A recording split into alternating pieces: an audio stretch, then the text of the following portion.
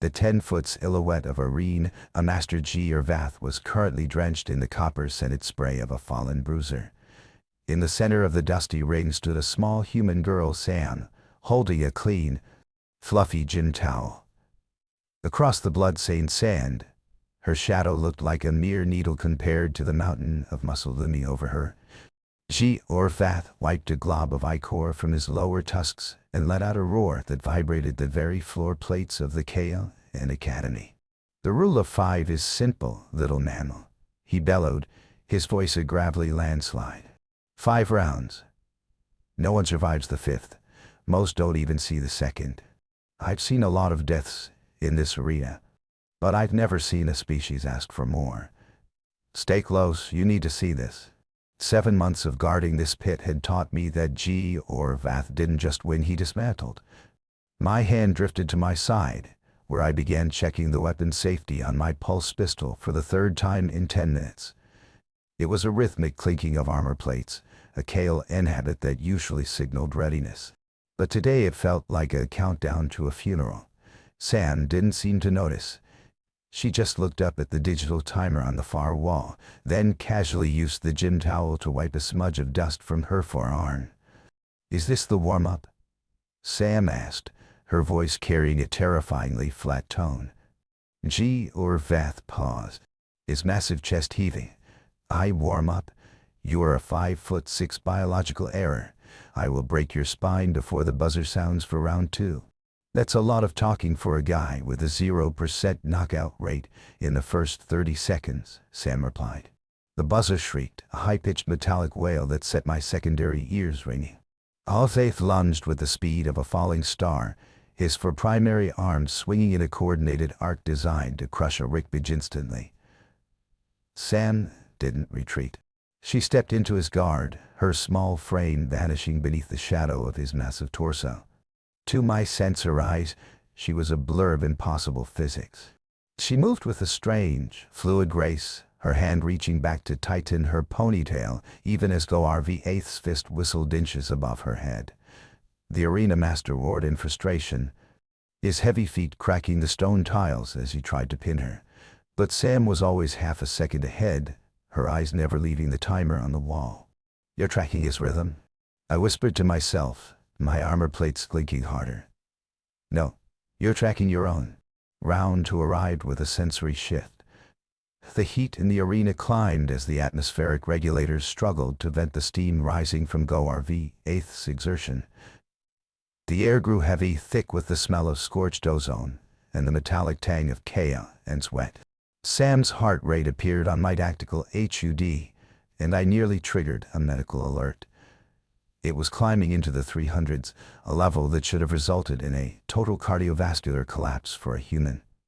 "Hey, Rylan," Sam called out, dodging a sweeping kick from G or Vath without looking.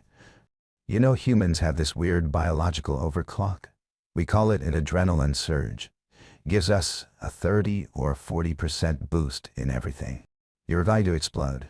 "Set," I barked, my technical training screaming at the readout. "Withdraw now. Your heart cannot sustain that pressure."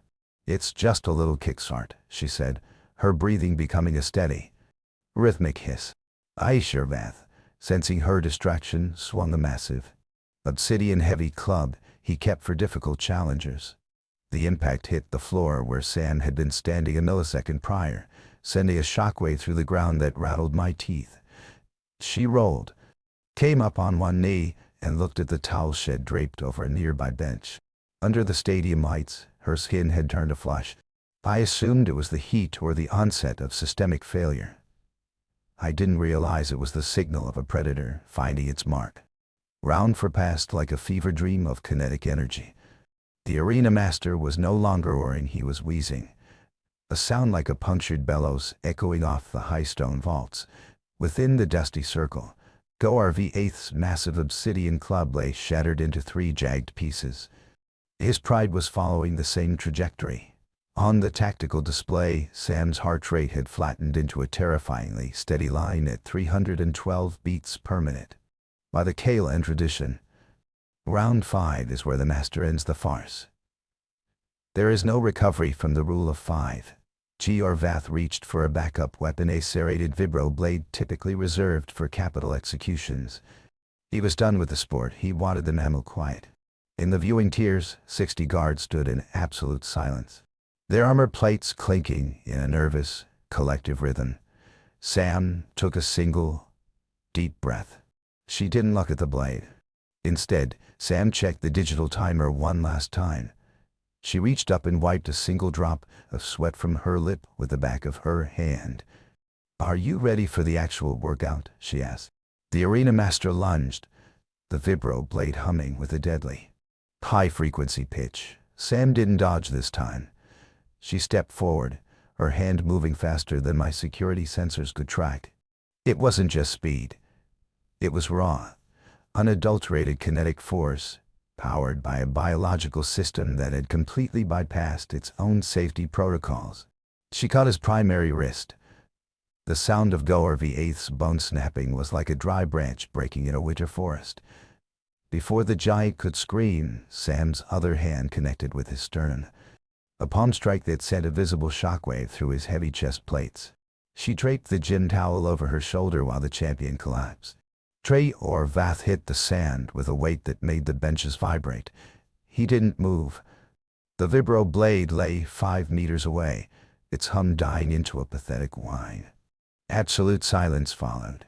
It was the kind of quiet that usually follows an orbital bombardment. I stood there, my hand still resting on my pulse pistol, realizing that my technical training was a joke. I had misinterpreted her flush as failure, her heart rate as a death sentence. It was never a drug. It was a choice. Humans don't have a biological limit because their minds can forcibly override their bodies until the task is done. Medical teams rushed into the ring, their hover sleds kicking up clouds of fine reed dust. They ignored the human. They were too busy trying to stabilize a 10-foot champion who looked like he'd been hit by a freight train.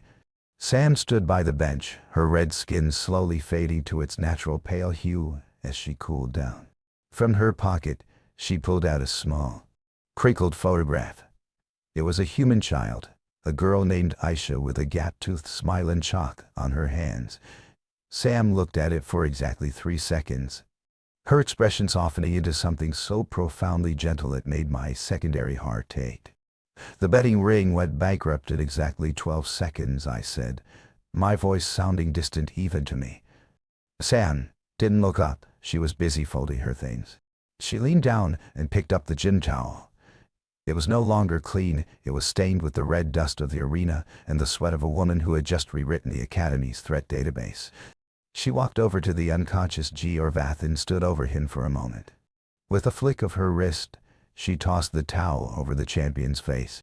The white fabric fluttered in the stagnant air of the pit.